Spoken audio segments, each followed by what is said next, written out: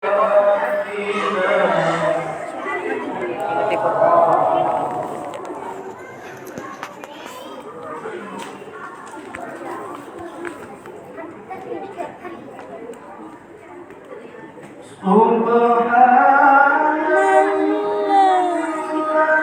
pegang dulu deh HP gua ambil speaker. Kerjaan bocah gua pontul air minum pedes tuh. Cuma kerjaan bocah kan.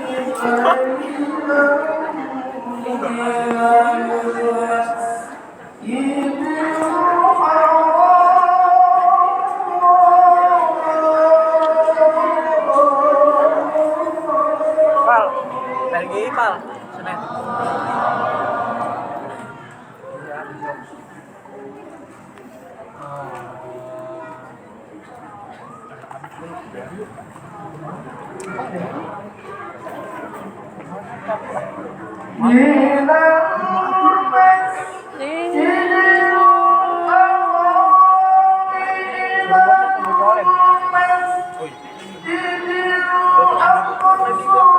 Gue lupa namanya sih.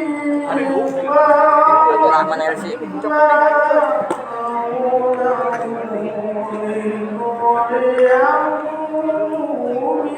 Itulah LA ya. Kenal, gue lupa.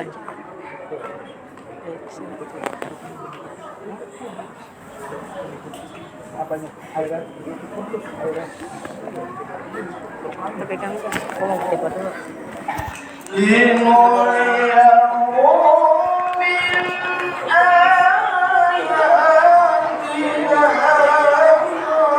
Sana.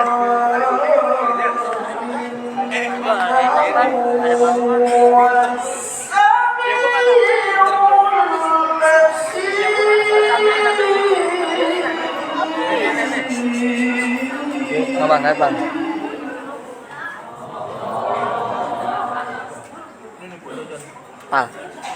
Pal.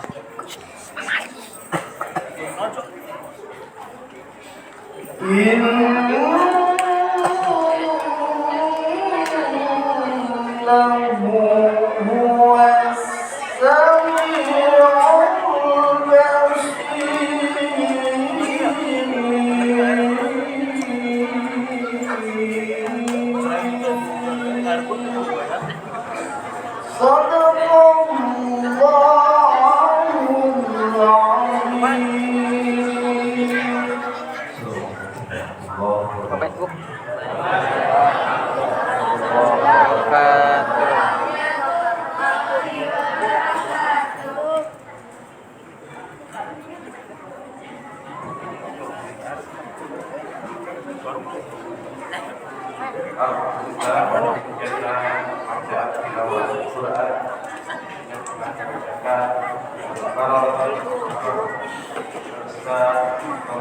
Mudah-mudahan kita semua mendengar rahmat dari Allah Subhanahu wa Ta'ala, diberikan ketenangan di dalam jiwa kita, di dalam kehidupan kita.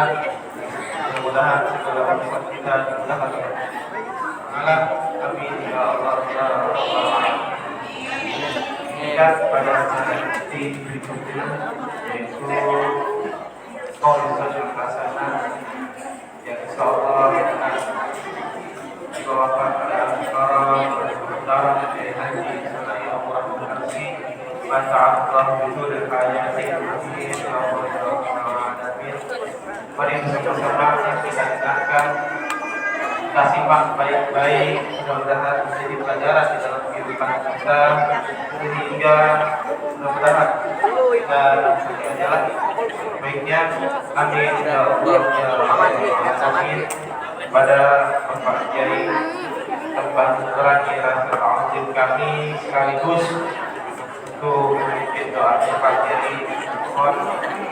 Mari kita dengarkan bersama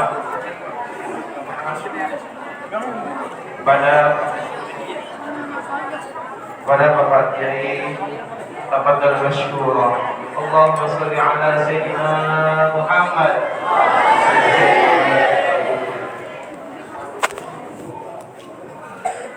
Sallallahu alaihi Muhammad.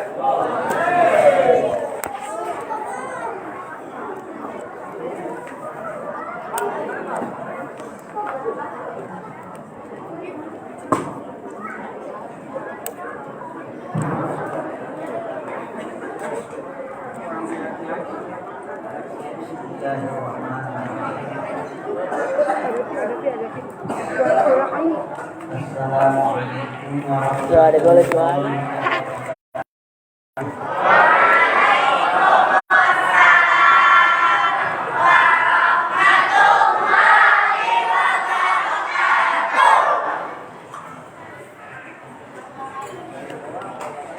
jawaban salahnya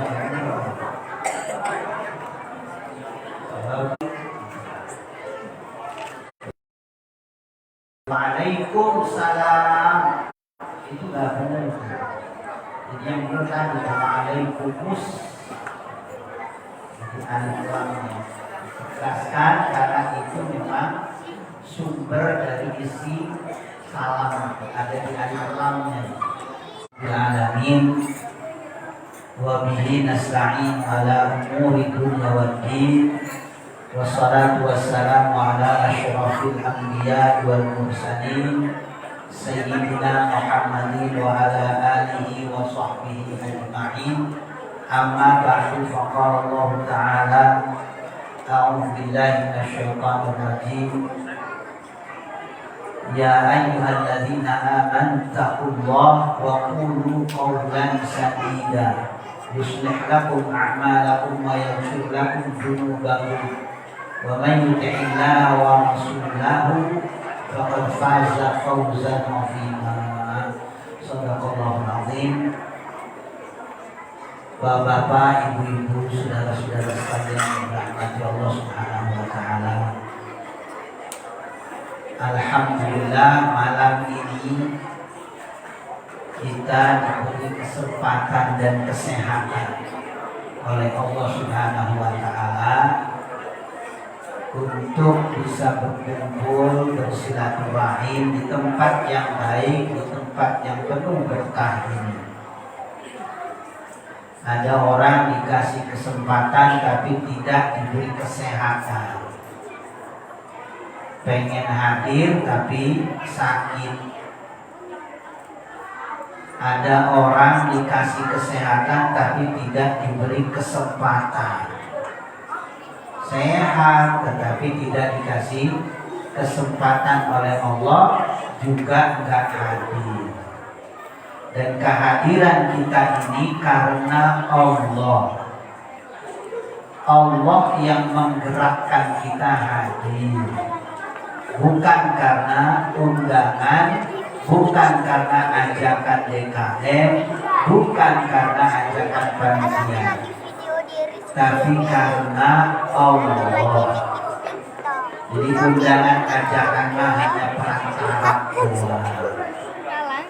Sebab kalau Allah tidak menggerakkan, walaupun undangan berkali-kali kita dengar kita dapat, tetap nggak datang karena Allah tidak memberi kesempatan.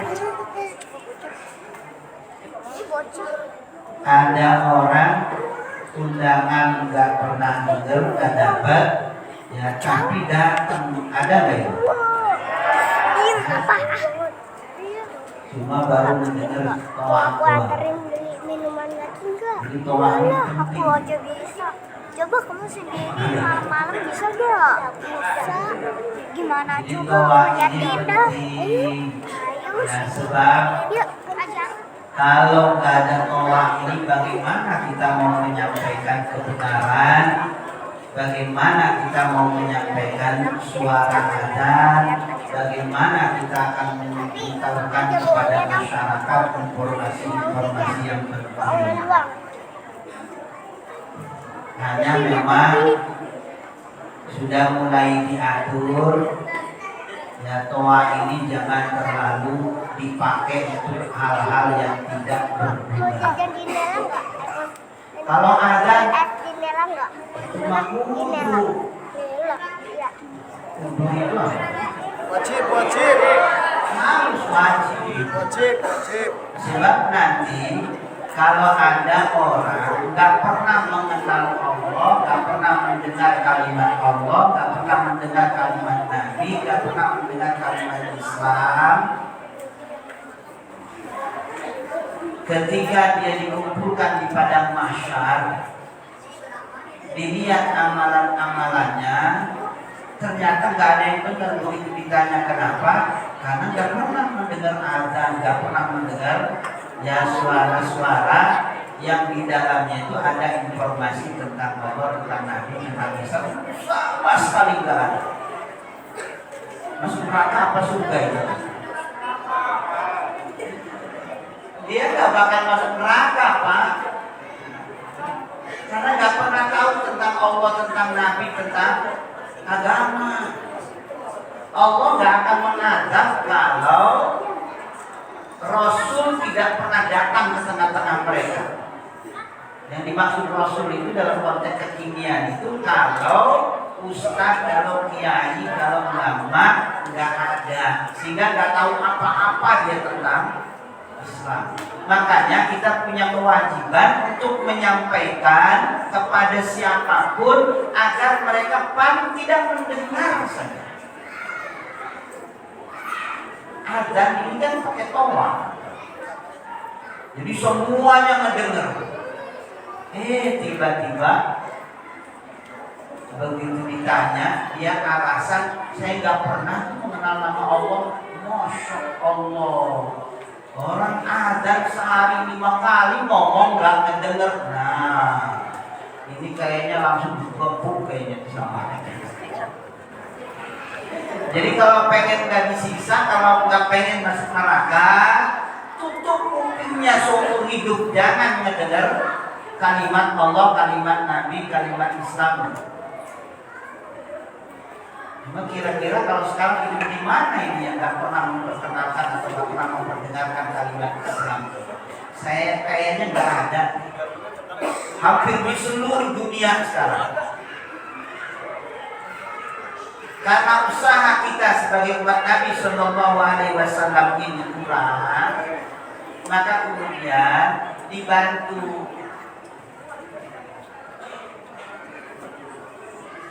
Tiba-tiba Palestina dijajah oleh Israel. Dunia tahu, oh ternyata Palestina ini Muslim.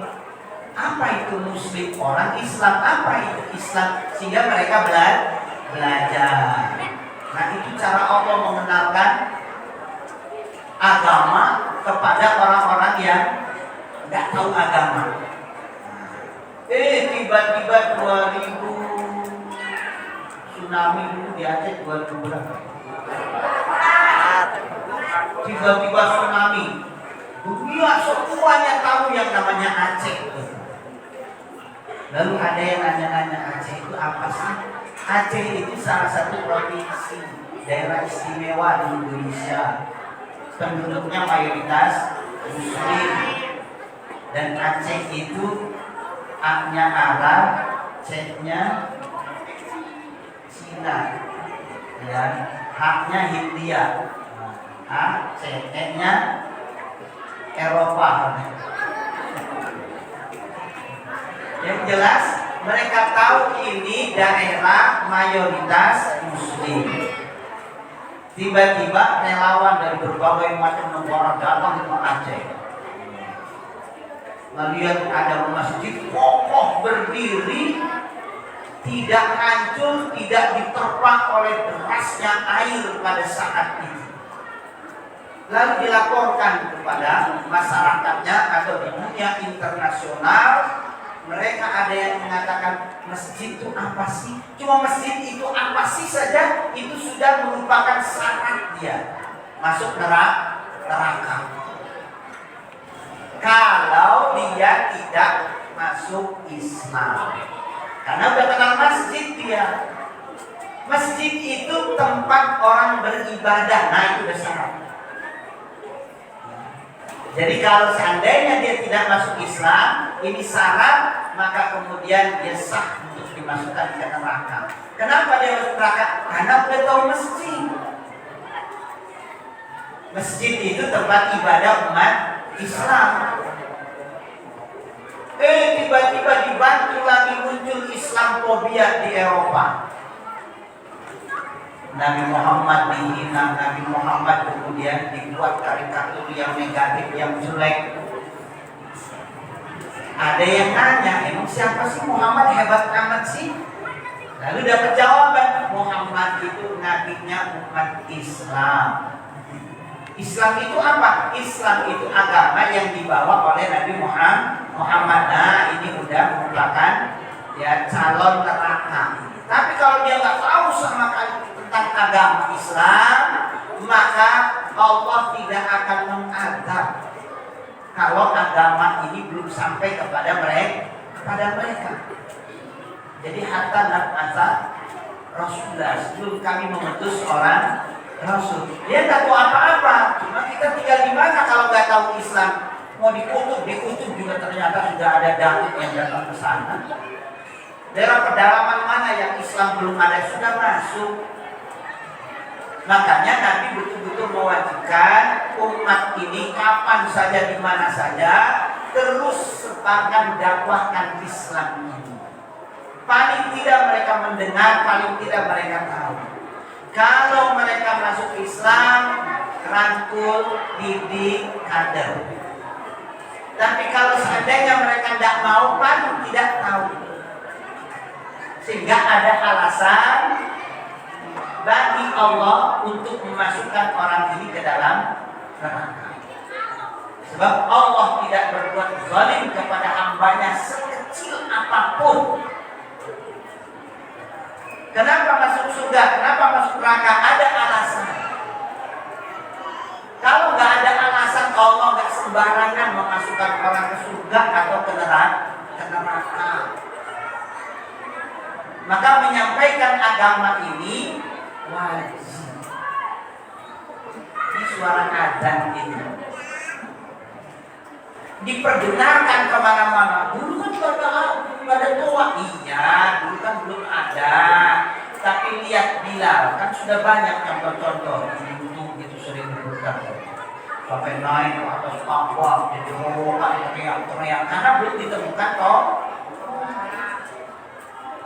Tapi sekarang ada orang yang nggak mau pakai toa, akhirnya ada nggak kira-kira? Masih. Jadi mereka azan di atas menara. Mau naik ke menaranya, sekarang kalau menaranya tinggi kayak begitu itu ngeri. Dan siapa yang mau mendengar? Ada azan kalau di pondok tidak ada masalah. Dia azan keliling-keliling masjid, azan. Hari ketika kita kesana itu ngapain? Lagi ada. Kok nggak pakai toa? Karena zaman Nabi katanya nggak ada lah haula wala quwwata illa billah. Emang dulu bilang muter-muter kayak begitu ya. Kita lihat contoh di filmnya itu naik ke atas Ka'bah dengan suara yang lantang. Dan dulu Nabi Shallallahu Alaihi Wasallam ketika mengumpulkan masyarakat Mekah, ketika ada kewajiban untuk mendakwai mereka dengan terang-terangan, Nabi kumpulkan mereka itu di Bukit Sofa. Kenapa di Bukit Sofa? Karena belum ada toa. Dipilih Bukit Sofa karena bukit ini tinggi. Jadi Nabi berdiri di bukit ini, nanti di bawah-bawah itu masyarakat. Sehingga ketika Nabi ngomong kedenger. Coba kalau waktu itu ada pengeras suara itu apa itu? Perlu nggak naik-naik ke bukit? Nggak perlu. Cukup satu tempat dipasang itu diumumkan pada datang. Jadi memberitahukan Islam kepada siapapun itu wajib. Ada yang punya kemampuan dengan kata-kata, lakukan. Ada yang bisa menyampaikan atau mengenalkan Islam itu dengan sikap perilaku, dengan akhlakul karimah, lakukan. Ada yang bisanya dengan tulisan, lakukan. Dengan apa saja, yang jelas intinya kita mengenalkan Islam. Maka ada jaminan dari Nabi kalau ada orang masuk Islam karena seseorang, bisa dengan kata-kata, bisa dengan perilaku, bisa dengan tulisan, dengan apapun. Apalagi ketika ditanya, kenapa saudara mau masuk Islam? Saya masuk Islam ini karena tiap hari waktu subuh itu saya dibangunkan oleh suara azan. Awalnya saya kurang suka, tapi lama-lama ini alarm kabar. Dan saya akan masuk Islam, maka muadzin tadi itu kata Nabi, karena dia sebagai penyebabnya, dia mendapatkan kenikmatan dunia dan seisinya. Masya Allah. Cuma dengar suara ada di Eropa itu masuk Islam, ternyata sebabnya itu sepele. Dia ini ibu asrama. Ketika ditanya, kenapa ibu masuk Islam? Jawabannya apa? Saya masuk Islam itu karena celana dalamnya mahasiswa muslim. Masya Allah. Cuma karena celana dalam bisa masuk Islam, maka celana dalamnya itu ya mestinya dicari punya siapa ini, dan dia dapat kenikmatan dunia dan seisinya. Kok bisa celana dalam mengajak orang masuk Islam? Ternyata dia ini ibu asrama sudah sekian tahun. Jadi mahasiswa-mahasiswa itu nyuci pakaian dan lain sebagainya diserahkan kepada ibu ini. Nah lama-lama dia bisa memperhatikan dan bisa membedakan. Ternyata ada celana yang bersih terus tapi tidak dicuci. Tapi kalau yang punya non muslim ini kotor, ada kotoran, ada ini, ada itu.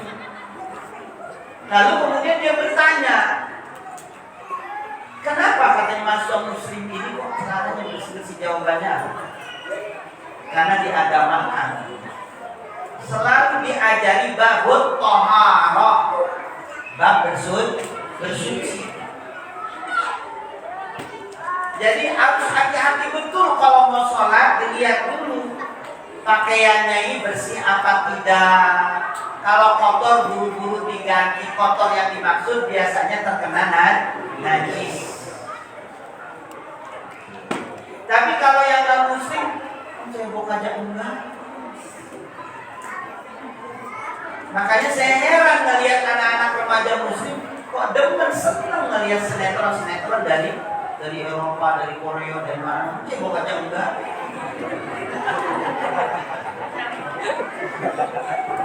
Ini banggakan loh ini. Saya suka nih. Suka apanya? Buang air kecil, buang air besar, apa pernah mereka itu kemudian mesti jauh? Cebok kan enggak. Jadi hanya karena celana dalam ini dia masuk Islam, karena di dalam Islam itu ada ajaran toharoh, kebersihan.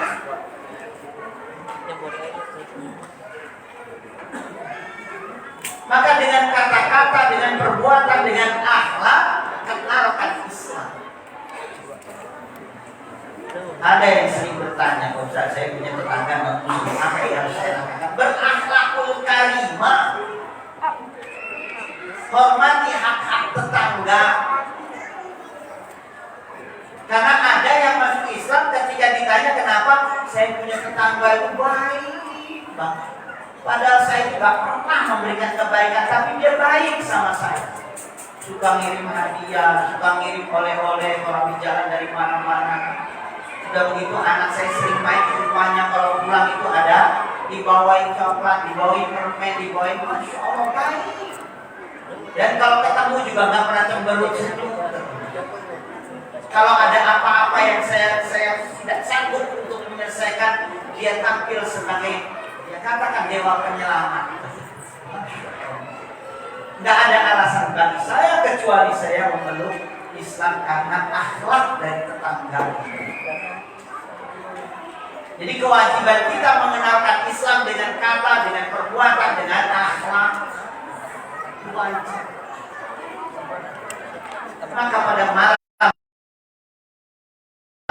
ya bagaimana Nabi Shallallahu Alaihi Wasallam ketika di Isra Mi'rajkan sampai naik langit pertama, langit kedua, ketiga, dari langit ketujuh ketika mau ketemu dengan Allah Subhanahu Wa Taala, malaikat Jibril nggak sanggup. Karena toharoh ini sangat diperhatikan betul Pak di dalam Islam. Karena untuk bisa sampai kepada Allah, syarat utamanya diantaranya adalah bersih, toharoh. Nabi Shallallahu Alaihi Wasallam di Isra Mi'rajkan, kita nyebut di Isra Mi'rajkan karena Nabi nggak punya keinginan, Nabi nggak punya kehendak, Nabi nggak pernah membayangkan. Jadi semua ini karena Allah, Allah yang memperjalankan. Maka ketika ada orang yang ragu tentang peristiwa ini, karena mereka nggak paham. Dalam surat Al-Isra diawali dengan kalimat Subhana, Maha Suci, itu artinya menolak segala kekurangan, menolak ketidaksempurnaan, menolak hal-hal yang tidak baik. Maka diawali dengan tasbih, karena ke depan nanti akan ada orang yang penasaran tentang peristiwa Isra Mi'raj. Maka dari sejak awal Allah sudah mengatakan Subhanallah, Maha Suci. Itu artinya ini di luar kemampuan siapapun, yang dibicarakan adalah kekuasaan Allah. Subhan. Karena di Mesir itu Pak, kemarin ada tokoh liberal namanya Ibrahim Musa. Namanya dia nama Nabi. Dia mengatakan Isra Mi'raj itu tidak ada. Kalaupun ada, itu hal yang tidak masuk akal. Bukankah Islam ini menghormati akal? Akhirnya apa yang diperbincangkan di sana, di Mesir, jawaban yang paling telak itu jawaban dari Syekh Mitwali Syahrawi. Tapi Mitwali Syahrawi ini sudah nggak ada, sudah meninggal. Dipakai videonya untuk menjawab tuduhan dari tokoh liberal ini. Jadi namanya Ibrahim Musa, namanya bagus. Ternyata Mitwali Syahrawi dari dulu sudah memberi penjelasan, terutama bagi mereka yang tidak percaya terhadap peristiwa ini. Syuf, katanya, perhatikan baik-baik. Kalimat Subhana itu dipakai untuk sesuatu yang membuka peluang bagi umat ini untuk ragu. Di dalam Al-Quran itu ada 7 surat yang diawali dengan tasbih. Jadi untuk supaya ke depan ketika ada yang ragu terhadap kekuasaan Allah Subhanahu wa taala, kembalikan kepada kalimat tasbih. Kalimat Subhanallah, Maha Suci Allah. Allah itu suci dari segala apa yang tidak sempurna, dari kekurangan, dari hal-hal yang berbau-bau negatif, termasuk juga bersih dari hal-hal yang biasa dituduhkan oleh orang-orang musyrik dan orang-orang kafir. Makanya diawali dengan kalimat tasbih. Lihat, alladzi asra, dia yang telah memperjalankan, bukan Nabi yang berkehendak, tapi Allah yang punya kehendak. Kalau Allah sudah punya kehendak, masuk akal tidak masuk akal, kita wajib mentaati dan mengimani. Dulu pada masa Sulaiman alaihissalam, jadi ketika mendengar bahwa di daerah aneh sekarang yang mengatakan itu yang dekat dengan Yaman, amat disegani oleh masyarakat. Lalu Sulaiman kirim surat. Singkat cerita, Ratu Balqis dan tentaranya ini akan berkunjung ke kerajaan Sulaiman. Karena sebelumnya sudah putus orang membawa hadiah, ditolak oleh Sulaiman. Padahal hadiahnya itu emas perak. Tapi apa kata Sulaiman? Allah itu memiliki kekayaan yang sangat luar biasa. Yang kita miliki itu hanya setetes saja dari kekayaan. Jadi bawa Pak, saya tidak menemukan. Maka ketika mau datang ke kerajaan Sulaiman, Sulaiman mengumpulkan bawahan-bawahannya, lalu dia mengatakan ini, siapa di antara kalian yang sanggup membawa singgasana Ratu Balkis? Karena saya ingin memperlihatkan kepada Ratu Balkis tentang keajaiban ini. Ada yang katakan ternyata di sini disebut di dalam banyak tafsir, bahkan memang di Al-Quran juga disebut ini Ifrit. Jadi jin Ifrit. Jadi Ifrit itu mengatakan, saya ya Sulaiman, saya akan hadirkan singgasana Ratu Balkis ini dengan amat sangat cepat. Kau berdiri dari tempat duduk itu, singgasana sudah ada di hadapan. Nabi Sulaiman belum mengizinkan, tiba-tiba ada seorang alim, artinya orang alim itu orang yang berilmu. Bisa jadi ini adalah Nabi, ya Sulaiman, saya lebih cepat daripada apa yang akan dilakukan oleh Ifrit. Kau kedipkan mata, singgasana sudah ada di hadapanmu. Belum diperintah, Nabi Sulaiman sudah ngedip. Masya Allah, itu singgasana besar tiba-tiba muncul di hadapan. Orang Bekasi biasanya hujan itu jelek gedek gitu. Jadi bukan jelek gedek.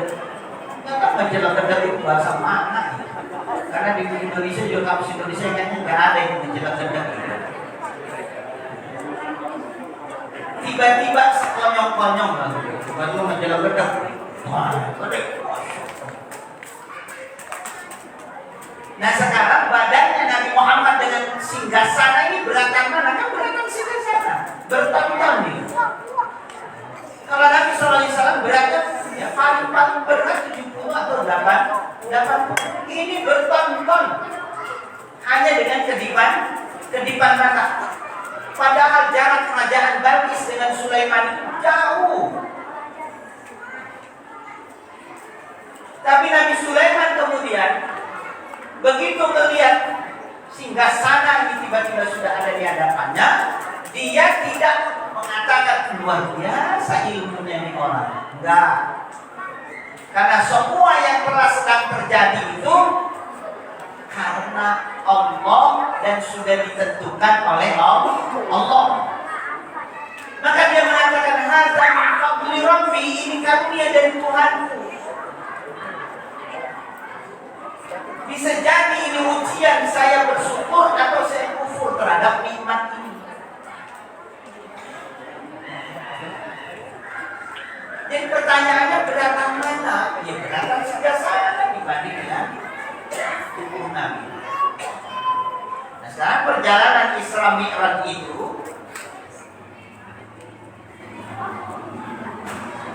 dari Masjidil Haram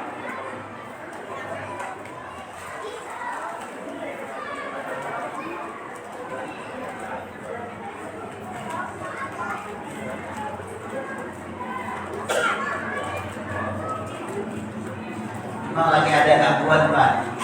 Ya, gangguannya itu bertani dapatnya. Jadi lagi imam sholat, coba ngeliat mic-nya itu karena wireless. Jadi pada sobek. Lalu terlintas doang. Cuma terlintas doang, dikit doang. Waduh, ya kan kalau di pondok saya memang sudah nggak ada prokes. Dari dulu juga sejak awal sudah nggak ada yang pakai masker. Apalagi sekarang sudah ada pengumuman. Jadi virusnya itu sudah hampir mengucapkan selamat tinggal. Kalau di beberapa negara di Eropa sudah selamat tinggal. Cuma di kita ini masih diulur-ulur dikit-dikit lah. Karena supaya jangan kaget. Nanti kebiasaan pakai masker tiba-tiba buka pakai masker kaget. Ya. Jadi sebenarnya udah nggak ada virus tapi masih pakai masker dulu karena udah kebiasaan. Makanya di Mekah sekarang udah dicabut gitu, prokes. Ya, nggak ada jangan-jangan, nggak ada cuci tangan, nggak ada yang ada cuma pakai masker itu pun di tempat yang tertutup. Tapi sebentar lagi juga mau dibebaskan karena memang Omikronnya sudah mengucapkan selamat tinggal. Lagi ada Ramadan dan ya artinya banyak di antara kita yang tersadarkan betul setelah 2 tahun kita dikekang ya, seolah-olah merupakan ancaman luar biasa pandemi ini, begitu dibebaskan mudah-mudahan sehat semua.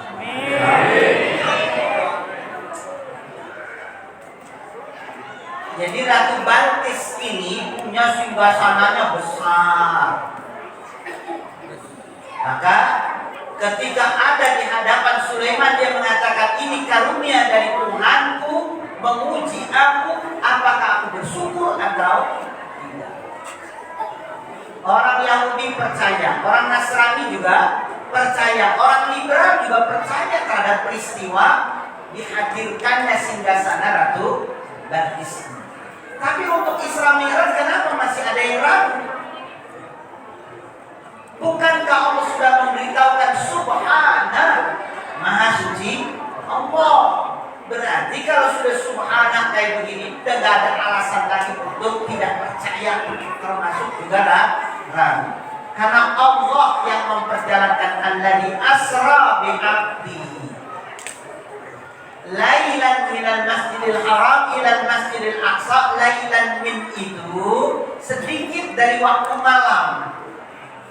Bahkan ada yang menceritakan setelah melakukan perjalanan ini, begitu kembali kasur yang ditinggalkan oleh Nabi itu masih hangat. Maksud masih hangat itu artinya saking cepatnya perjalanan tersebut. Karena lailan min, jadi sebagian kecil daripada malam gitu, diperjalankan di sebagian kecil malam. Berarti hanya beberapa menit saja ya. Minal masjidil haram ilal masjidil aqsa. Dari masjidil haram ke masjidil aqsa. Masjidil haram di Makkah, masjidil aqsa di Palestina misalnya. Orang banyak yang meneliti, orang banyak yang mempelajari dari masjid ke masjid. Itu artinya apa? Kita dituntut sebagai umat Nabi Sallallahu Alaihi Wasallam, hendaknya ketika kita akan beraktivitas melakukan apapun, jadikan masjid ini sebagai sumber pergerakan, jadikan masjid itu sebagai langkah awal untuk menuju kesuksesan. Itu masjid. Makanya Nabi Shallallahu Alaihi Wasallam ketika sampai di Kuba bangun masjid, ketika sampai di Yasrib beliau bangun masjid. Jadi di mana saja Nabi Shallallahu Alaihi Wasallam singgah, mesti Nabi memerintahkan untuk membangun masjid.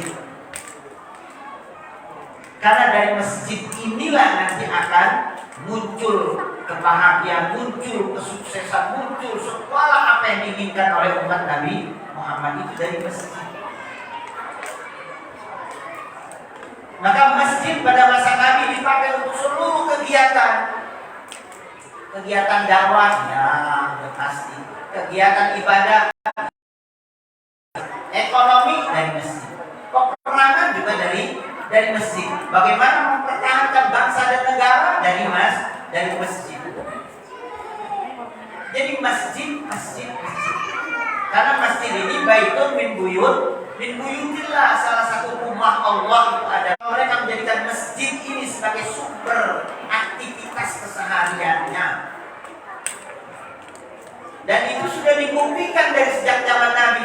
Para sahabat, para tabi'in, semuanya mereka punya kewajiban untuk memakmurkan masjid. Kita kalau ke negara-negara maju kayak di Eropa, di Amerika, ataupun di Singapura, di Hong Kong, Jepang, nggak tahu itu anekdot atau memang faktanya begitu. Jadi kalau ada orang Pakistan datang ke satu tempat, mesti di dalam benak mereka itu bagaimana cara membangun masjid. Jadi nanyanya itu di mana pantasnya kita bangun masjid. Tapi kalau orang kita, orang Indonesia itu beda. Kalau orang kita datang ke satu tempat itu yang ditanya masjid di mana. Jadi kalau Pakistan bagaimana membangun masjid? Kalau orang Indonesia masjid di mana? Makanya jumlah masjid milik orang Indonesia di negara-negara Eropa, Amerika segala macam itu sedikit dibanding dengan jumlah masjid milik orang Pakistan. Kalau kita mau keliling di mana aja di masjid punya orang Pakistan ya. Karena mereka itu di dalam otaknya dimanapun saya berada saya harus mendirikan masjid. Kalau di kita kan pemikiran kayak begini masih langka. Jadi kalau mereka dimanapun saya berada saya harus mendirikan masjid. Maka yang dicari itu mana tempat yang pantas yang layak untuk dibuat masjid. Jadi Masjidil Haram ke Masjidil Aqsa ini isyarat agar kita menjadikan masjid ini ya sebagai sumber kehidupan kita dari masjid ke masjid. Tapi kenapa Al-Aqsa? Karena Al-Aqsa ini ada di Palestina. Palestina ini negeri para nabi. Atau bisa jadi isyarat ini tugas berat bagi kalian hai umat Nabi Sallallahu Alaihi Wasallam untuk mempertahankan Masjid Al-Aqsa. Karena Al-Aqsa ini adalah masjid yang ketiga setelah Masjidil Haram, Masjid Nabawi, lalu Masjid Aqsa. Tapi Masjidil Aqsa termasuk masjid yang kedua yang dibangun di muka bumi ini. Ada yang mengatakan pertama itu Palestina, lalu kedua Masjidil Haram. Ada yang mengatakan Masjidil Haram terlebih dahulu karena di sana ada Ka'bah. Jadi Ka'bah pertama kali yang dibangun, baru berikutnya Masjidil Aqsa. Jadi seolah-olah Nabi Sallallahu Alaihi Wasallam diperjalankan ke Al-Aqsa ini ada semacam wasiat ya kepada umatnya untuk menjaga Masjidil Aqsa. Ternyata kedepannya Aqsa ini jadi perbukaan. Sampai saat ini ketika dunia semua memperhatikan Ukraina diserang Rusia, ternyata Muslim Palestina, ternyata di sekitaran Masjidil Aqsa ini banyak penangkapan-penangkapan yang dilakukan oleh Israel. Semuanya diam karena sibuk mengurusi Ukraina. Makanya Putin itu dia pendiam, dia tenang, berwibawa gitu. Dia nyerang Ukraina itu ternyata salah satu yang dia ingin capai itu adalah mata dunia, mata Eropa, mata Amerika. Ukraina ini jelas-jelas bahasanya sama dengan kami. Lalu saya invasi, Eropa bergerak semuanya, Amerika bergerak semuanya. Kenapa kalian diam ketika Palestina itu dizalimi? Kenapa Palestina ketika dianiaya? Kenapa Palestina ketika diinvasi oleh orang-orang Yahudi itu kalian diam semua? Dan itu sudah berlangsung puluhan tahun. Ini baru beberapa hari Eropa itu sudah bergolak, Amerika sudah nggak berhenti terus memberikan bantuan. Makanya kata Putin itu, kalau kiamat urusan Tuhan, tapi kalau Eropa pengen kiamat katanya, saya yang ngatur nanti. Masya Allah. Ya dunia paling tidak, jadi mereka ini memiliki standar ganda. Jadi satu sisi mereka membela, satu sisi mereka ya mendiamkan. Ini hal yang tidak dibenarkan dalam konteks apapun. Makanya ya Putin berani melakukan hal-hal kayak begitu. Jadi Masjidil Aqsa ini amanat dilimpahkan kepada kita di pundak-pundak kita semua. Paling tidak yang paling murah, yang paling sederhana itu mendoakan. Kalau donasi sudah setiap saat gitu. Ya. Jadi paling tidak terus kita mendoakan agar Muslim yang ada di Palestina ini bisa menjaga, bisa betul-betul mengembalikan kesucian Masjidil Aqsa. Itu yang kita lakukan selama ini. Paling berdoa. Sebab kalau ngirim-ngirim pasukan segala macam negara-negara tidak mengizinkan, artinya PBB tidak mengizinkan masalah. Jadi minal Masjidil Haram ila Masjidil Aqsa alladzi barakna haulahu, yang kami beri keberkahan. Jadi Masjidil Aqsa ini diberi keberkahan oleh Allah Subhanahu wa taala. Tiba-tiba ada orang dari Indonesia yang keluaran dari Australia. Kemudian dia mengatakan, ini alladzi barakna haulahu itu yang kami beri keberkahan. Buktinya Masjidil Aqsa kayak begitu katanya. Berarti keberkahan ini bukan di bumi tapi di akhirat. Maksudnya supaya umat Islam ini diam tentang Masjidil Aqsa. Karena tidak ada keberkahan di sana. Kalau ada keberkahan aman Masjidil Aqsa itu. Masya Allah. Ini akan mengubah sejarah. Jadi yang dinamakan alladzi barakna haulahu benar itu adalah Masjidil Aqsa. Kami beri keberkahan di sekitarnya. Maksud di sekitarnya ini satu secara fisik. Suatu saat kalau kita diberi kesempatan untuk jalan-jalan ke sana, coba jalan pagi-pagi sekitar jam 8 nih. Itu kita jalan keliling Masjidil Aqsa tapi dari arah luar. Ya Allah, melihat perkebunan itu. Apa ya, subur-subur itu, pohon-pohonan, tanaman-tanamannya. Dan kita tidak akan melihat petani. Ada petani enggak? Kelihatan enggak ini sepanjang kebun? Enggak ada. Enggak tahu dia kerjanya jam berapa ini. Tapi kalau pagi, kalau kita keliling itu enggak akan kita ketemu petani. Daerahnya subur. Saya tahun 92 ke sana, sampai kemudian ke kuburan Nabi Musa alaihissalam. Sepanjang jalan itu Masya Allah subur perkebunan.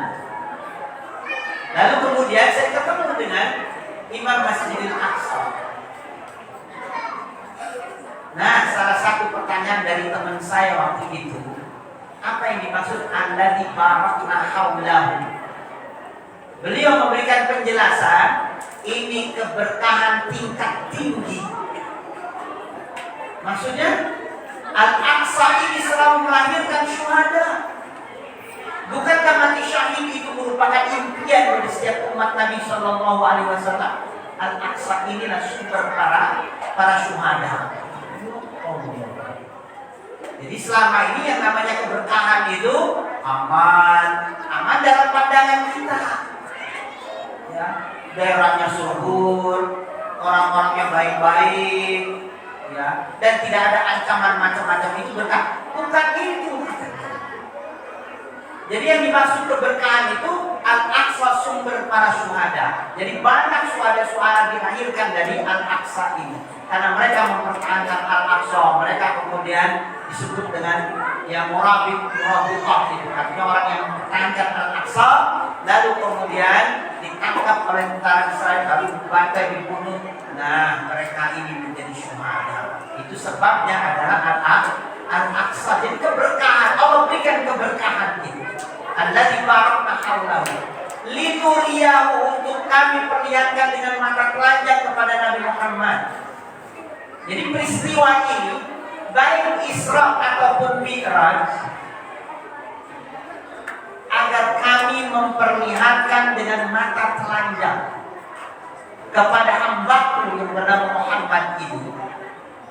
Makanya kemudian di dalam beberapa tafsir diterangkan ketika Isra Mi'raj Nabi diperlihatkan tentang apa yang terjadi pada umat terdahulu, apa yang terjadi pada umat yang akan datang, apa yang akan didapatkan nanti di akhirat. Ada surga diperlihatkan, penghuni-penghuninya juga diperlihatkan, neraka juga penghuni-penghuninya diperlihatkan kepada Nabi Shallallahu Alaihi Wasallam. Bagi Allah itu merupakan hal yang sangat mudah, padahal apa yang pernah terjadi nggak pernah terbayang pada saat itu bisa dihadirkan dalam konteks kekinian. Artinya pada masa Nabi dahulu diperlihatkan umat-umat Nabi dahulu itu. Kok bisa? Subhanallah. diawali dengan kalimat tasbih.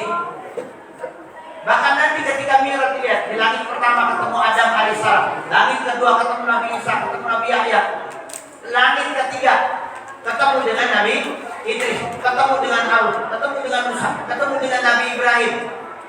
Padahal mereka ini kan sudah wafat, sudah meninggal. Bahkan di banyak riwayat sebelum Mi'raj itu di Masjid Al-Aqsa ini, Nabi mengimami para nabi dan para rasul salat 2 rakaat. Merupakan isyarat para nabi, para rasul terdahulu semuanya mengikuti apa yang akan dilakukan oleh Nabi kita Muhammad Sallallahu Alaihi Wasallam. Karena para nabi, para rasul dulu sudah berjanji di hadapan Allah Subhanahu Wa Taala. Nanti kalau Nabi akhir zaman itu diturunkan, kami akan siap menolong, membantu. Yang dimaksud adalah pengikut-pengikutnya nanti. Cuma melalui para nabi. Akrarna. Artinya kami sudah mengambil keputusan dan kami sudah mengambil perjanjian ini bahwa kami nanti akan membela. Ternyata dibuktikan pada saat Isra Mi'raj, para nabi, para rasul kumpul di Al-Aqsa, lalu kemudian salat 2 rakaat, imamnya adalah Nabi Sallallahu Alaihi Wasallam. Lalu kemudian ketika Mi'raj diperlihatkan oleh Allah Subhanahu Wa Taala tentang surga, tentang neraka. Nah sekarang penduduk surga, penduduk neraka sekarang ada apa enggak? Kan belum ada. Penduduk surga, penduduk neraka itu nanti kalau sudah kiamat kita dikumpulkan di padang mahsyar, lalu kemudian nanti dihisab, dihitung amalan-amalan kita, sebagian ke surga, sebagian ke neraka. Baru nanti ada penghuninya. Kalau sekarang nggak ada. Tapi ketika Nabi Isra Mi'raj itu diperlihatkan semua penduduk surga, penduduk neraka. Kok bisa? Subhanallah. Maka dalam keyakinan kita sebagai pengikut Ahlussunnah wal Jamaah itu, apa yang telah sedang akan terjadi sudah ditentukan oleh Allah Subhanahu wa Ta'ala. Penduduk surga sudah ditentukan, penduduk neraka sudah ditentukan. Hanya ketentuan itu, gaib ketentuan itu tidak ada yang tahu. Makanya kemudian Allah turunkan petunjuk. Dengan petunjuk inilah kemudian kita beramal. Dengan petunjuk inilah kemudian kita menggapai kebahagiaan. Jadi kalau apa yang akan terjadi sudah ditentukan. Maka Nabi ketika melihat penduduk surga, penduduk neraka, sempat Nabi membacakan penduduk surga itu. Tapi kemudian dibuang oleh Nabi. Lalu Nabi mengatakan, fastabiqul khairat, sudah berlomba kalian dalam kebaikan. Gak usah nanya saya penduduk surga atau penduduk neraka, ikuti petunjuk, fala khaufun 'alaihim wa la hum yahzanun. Ikuti petunjuk. Maka kemudian ketika dimi'rajkan ketemu para nabi, para rasul, di langit ketujuh ketemu Nabi Ibrahim alaihissalam. Lalu dari sinilah malaikat Jibril itu melepas Nabi, karena akan menuju ke Sidratul Muntaha. Di dalam surat An-Najm itu diterangkan dari ayat ke-5 sampai ayat ke-18. Nah, baru setelah itu ketika Nabi turun, sempat mampir di langit yang ke-6 karena ada amanat. Lalu kata Nabi Musa, kenapa kau menangis? Jawab Nabi Musa, pada waktu itu umatku ternyata lebih banyak daripada umatku. Padahal usiaku lebih panjang daripada usiamu. Maka dia berpesan ketika kembali mampir. Begitu mampir ditanya, apa yang kau dapatkan? Saya dapat perintah sholat 50 waktu. Lalu kata Nabi Musa, enggak bakal kuat umat wahai Muhammad. Cobalah minta kepada Tuhan kita diringankan. Berkali-kali sampai kemudian Nabi mendapat 5 waktu sehari semalam. Ketika disuruh kembali lagi, apa kata Nabi? Saya malu wahai Musa. Tapi Allah mengatakan 5 waktu ini disamakan dengan 50 waktu. Satu waktu sama dengan 10 waktu. Makanya perjalanan yang berharga ini dicatat oleh para ulama-ulama. Pertama, perintah-perintah di dalam agama itu semua disampaikan Allah melalui malaikat Jibril dan ketika Nabi SAW berada di bumi. Ada yang melalui mimpi, ada yang melalui didatangi secara langsung, ada yang melalui wahyu tiba-tiba langsung dimasukkan ke dalam hati Nabi Sallallahu Alaihi Wasallam. Tetapi untuk yang satu ini spesial, yang satu ini istimewa, Nabi dihadirkan langsung di hadapan Allah Subhanahu Wa Taala, menunjukkan bahwa perintah sholat 5 waktu ini bukan perintah biasa. Ada yang mengatakan bisa jadi kalau dibawa oleh malaikat Jibril itu tidak akan sanggup. Makanya kata Nabi Sallallahu Alaihi Wasallam, kalau di dalam agama ini tidak ada sholat, maka dipastikan tidak akan ada kebaikan apapun dalam agama ini. Beliau ucapkan itu pada saat ada utusan dari Bani Saqif dari Taif datang ke Madinah tahun 9 Hijriah. Ada beberapa orang datang, sahabat ada yang menduga ini jangan-jangan mau membunuh Nabi. Tapi ketika dilaporkan kepada Nabi, apa kata Nabi? Buatkan tenda-tenda di sekitar masjid. Kenapa ya Rasulullah? Agar mereka bisa melihat keseharian kita.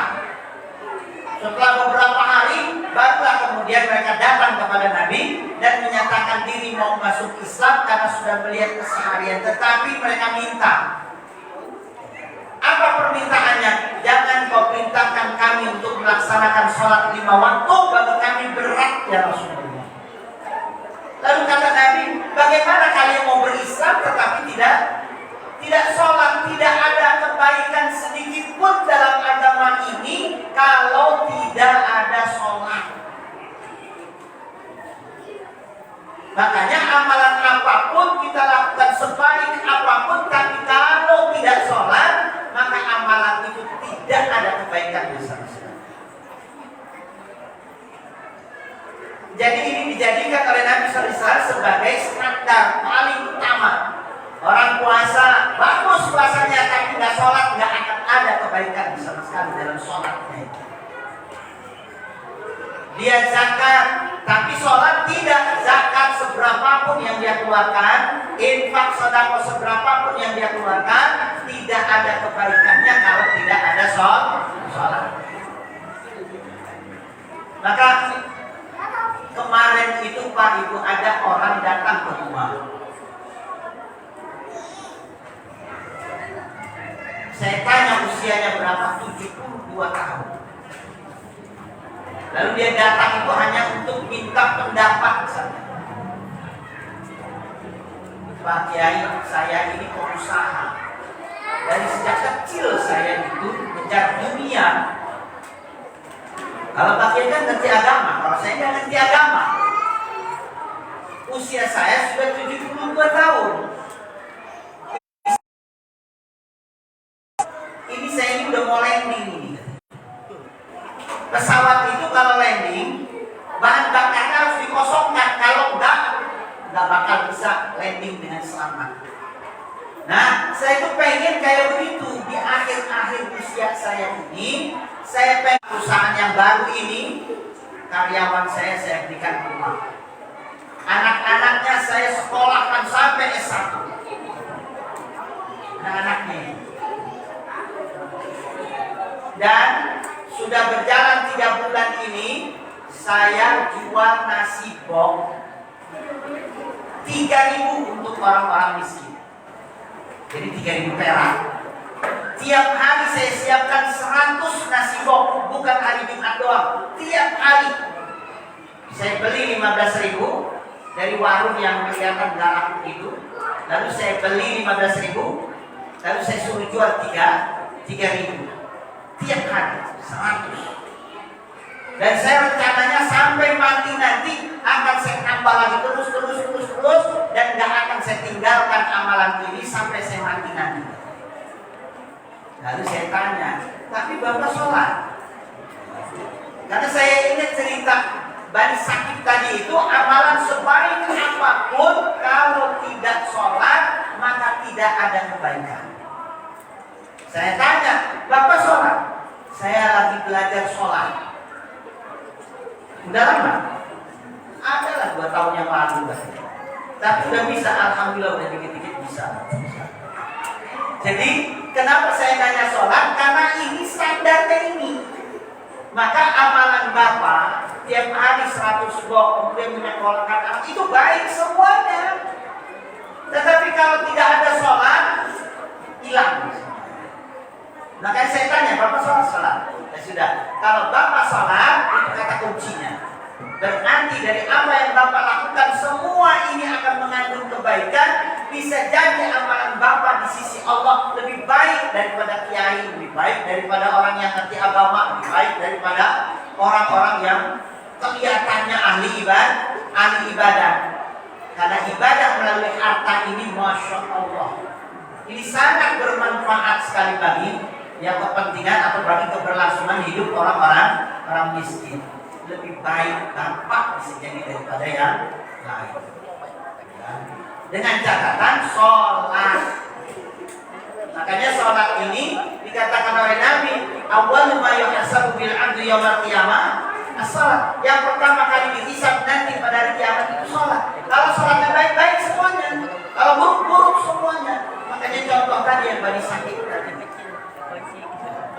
Maka kita diminta sebagai umat Nabi Shallallahu Alaihi Wasallam ini untuk menjaga sholat 5 waktu, karena ini perintah istimewa, Pak. Bukan sembarangan. Maka kita perbaiki untuk kualitas sholat kita. Kalau baik semuanya. Makanya standar di dalam Al-Quran itu, kalau ada perintah mengerjakan sholat diawali dengan aqimu, atau informasi alladzina yuqimuna shalat, salat yang dimaksud satu salat 5 waktu dalam kondisi normal, dan salatnya ini mesti menghasilkan kebaikan, paling tidak tanha anil fahsya wal munkar, mencegah perbuatan keji dan benar. Tapi kalau seumpama ada perintah salat tidak menggunakan akimi atau alladzina yuqimuna shalat, tidak ada kalimat tersebut, berarti sholat yang dimaksud sholat 5 waktu tapi bukan dalam keadaan normal, atau bisa jadi perintah untuk melaksanakan ibadah, bukan sholat 5 waktu. Karena yang diinginkan oleh Allah sholat 5 waktu dilakukan dengan baik, mencegah perbuatan keji dan munkar. Kalau sholat 5 waktu dia kerjakan tetapi masih mengerjakan perbuatan keji dan munkar, maka dia belum termasuk orang yang muqimus sholat. Jadi kan jadi standar. Ada orang sholat 5 waktu rajin, tapi begitu pulang membentak-bentak istri, begitu pulang mukul anak, begitu pulang melakukan sesuatu yang sangat-sangat menyakitkan. Sungguh dia ini belum termasuk muqimus sholat. Sholat 5 waktu dia rajin, tetapi begitu keluar ketemu saudaranya ada yang mengucapkan salam, dia tidak jawab. Bahkan dia merengos ketika ditanya kenapa. Dia bukan golongan ya keributan tingkat dewa ya, karena dari sekarang aja udah mulai ramai. Ini beda partai ini sama kita, katanya. Masya Allah. Padahal baru sholat 5 waktu, sholat dilakukan di masjid. Begitu keluar ternyata ketemu orang beda golongan aja sudah melengos, sudah nggak mau menjawab salat. Ini belum muqimus sholat. Baru sebagai al-musallun, baru orang yang sholat, belum muqimus sholat. Habis sholat di masjid, dia mengucapkan salam, assalamualaikum warahmatullahi wabarakatuh. Tiba-tiba ada yang di sampingnya nyodorin tangan, pengen salaman. Nggak ada acara Nabi sholat salaman gitu. Ya, dia sakit hati. Belum muqimus sholat, dia baru hanya musolli. Baru orang yang sholat, belum muqimus sholat. Kalau muqimus sholat itu senangnya itu membahagiakan orang lain. Kenapa dia menyodorkan tangan pengen salaman? Karena dia punya pemahaman, saya ini orang bodoh, saya ini belum tentu sholatnya diterima. Di samping saya ini sholatnya khusyuk, di samping saya ini sholatnya benar. Kalau sholatnya khusyuk, sholatnya benar, dosa kesalahannya diampuni. Maka saya pengen salaman itu sama orang yang dosa kesalahannya diampuni.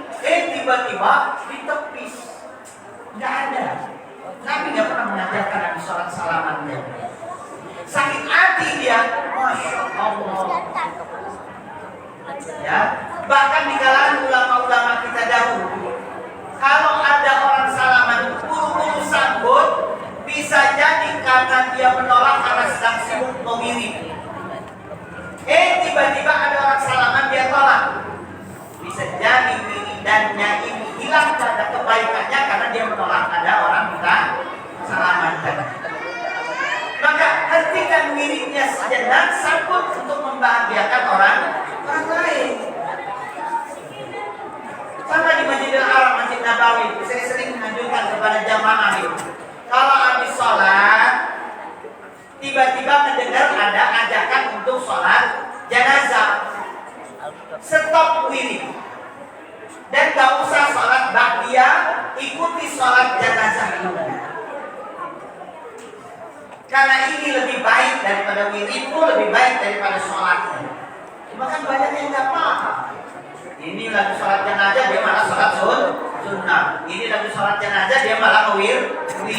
Dikiranya wiridnya itu lebih baik. Padahal sholat jenazah ini kepentingannya untuk orang lain. Kalau wirid kan untuk pribadi.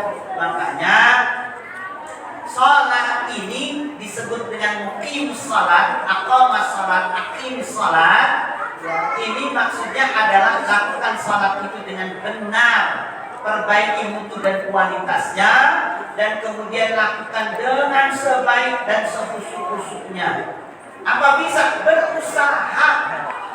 Kalau masalah bisa, saya kira belum tentu ada yang bisa sholat khusyuk ini. Tapi usaha yang menentukan itu. Ada usaha kita untuk khusyuk, ada usaha untuk memperbaiki sholat kita. Karena sholat kita ini masih kurang baik, lakukanlah di masjid. Itu solusi yang terbaik. Mau sholatnya belum tentu benar, nggak mau sholat di masjid, sholatlah di masjid. Kalau sholat di masjid ini, walaupun sholat kita ini kurang baik, nanti akan dipukul rata gitu. Ya. Jadi diambil pahala sholat berjamaahnya, enggak dihitung satu-satu, enggak. Makanya kata Nabi, sholat berjamaah khairun, afdal, ya, atau lebih baik daripada sholatil fardhi bisabbin wa isyrina darajah. 27 derajat yang membedakan antara sholat sendiri dengan sholat berjamaah. Lakukan di dalam kondisi apapun dia, dalam kondisi apapun. Kita kemarin sudah ditakut-takuti selama 2 tahun. Mau ke masjid takut corona, mau ke masjid takut ya virus ini, virus itu dan lain sebagainya. Ya, padahal masjid itu tempat yang dipakai begitu itu, ya sudah ikuti. Ya. Makanya kemudian kita butuh fatwa dari majelis ulama. Majelis ulama mengeluarkan fatwa. Nah sekarang MUI sudah mengeluarkan fatwa lagi, boleh sholat di masjid dengan tidak menjaga jarak. Kan kesempatan ini, ya. Makanya jarak-jarak di masjid itu sudah mulai dicopot-copot. Masjidil Haram, Masjid Nabawi udah dicopot. Jangankan masjid, kereta KRL aja kemarin dicabut. Ini kita masih pakai jarak tuh. Sudah nggak usah pakai jarak, ya. Dan mudah-mudahan ya COVID ini, artinya corona atau apalah namanya, ya insya Allah dalam waktu dekat ini akan mengucapkan selamat tinggal, selamat jalan. Maka kita kembali lagi ke masjid ini sebagai pusat kebaikan, sholat itu sebagai standar kebaikan dalam agama.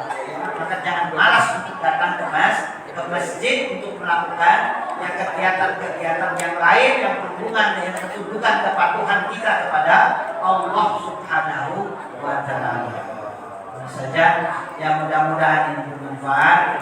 Mari sama-sama kita berdoa meminta kepada Allah Subhanahu wa Ta'ala agar diberi keberkahan di bulan Rajab, di bulan Sya'ban, dan dimasukkan atau disampaikan oleh Allah kepada bulan Ramadan yang penuh dengan pahala, penuh dengan keberkahan. Allahumma shalli ala sayyidina Muhammadin fil awwalin wal akhirin wa barik wa sallim wa radhiyallahu tabaraka wa ta'ala an kulli sahabati rasulillahi ajma'in. Alhamdulillahi rabbil alamin, hamdan yuwafi ni'amahu wa yukafi mahmudah. Ya rabbana lakal hamdu kama yanbaghi li jalali wajhikal karim wa 'azimi sultanik. Subhanaka la nuhsi sana'an 'alaika anta kama athnayta 'ala nafsik. falakal hamdu hatta tarda wa lakal hamdu idza radita wa lakal hamdu ba'da ridha. Allahumma shalli wa sallim ala sayyidina Muhammadin fil awwalin wa shalli wa sallim ala sayyidina Muhammadin fil akhirin wa shalli wa sallim ala sayyidina Muhammadin fil mala'il a'la ila yaumiddin wa shalli wa sallim ala sayyidina Muhammadin fi kulli waqtin rahim wa shalli wa sallim ala sayyidina Muhammadin hatta tanisal arda wa man 'alaiha wa anta khairul warisin. Allahumma a'inna ala dzikrika wa syukrika wa husni ibadatik. Allahumma barik lana fi Rajab wa Sya'ban wa ballighna Ramadan. Allahumma inna na'udzubika min jahdil bala wa darkis syaqa wa su'il qada wa syamatatil a'da. Rabbana atina fid dunya hasanah wa fil akhirati hasanah wa qina adzabannar. Subhana rabbika rabbil izzati amma yasifun wa salamun alal mursalin walhamdulillahi rabbil alamin. Saja aku lebihnya mohon maaf. Allahumma ila qaulil Assalamualaikum warahmatullahi wabarakatuh.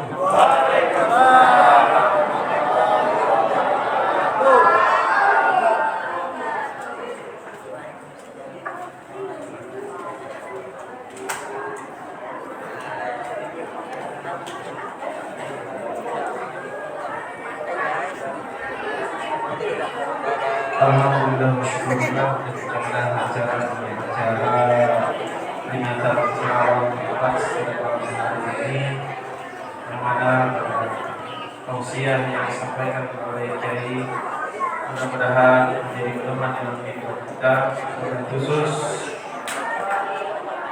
di lingkungan kita untuk sama-sama kita makmurkan masjid, khususnya itu bagi para pemuda sekitar daripada tetangga masjid. Mudah-mudahan bergerak sama-sama berkerangka membangun masjid, karena yang diharapkan adalah para pemuda saat ini sebagai sebagai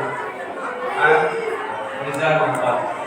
Pemuda saat ini adalah pemimpin masa depan. Maka mari kita bangun kemenangan kita dengan memakmurkan masjid kita. Amin ya Allah ya Rabbal alamin. Mari kita bersama tutup dengan doa hadis. Saya selaku pembawa acara mohon dibukakan maaf sebesar-besarnya apabila dan kepada saya yang telah berkenan untuk khusus mohon dibukakan maaf yang sebesar-besarnya. Wabillahi taufiq wal hidayah. Wassalamualaikum warahmatullahi wabarakatuh. Waalaikumsalam warahmatullahi wabarakatuh.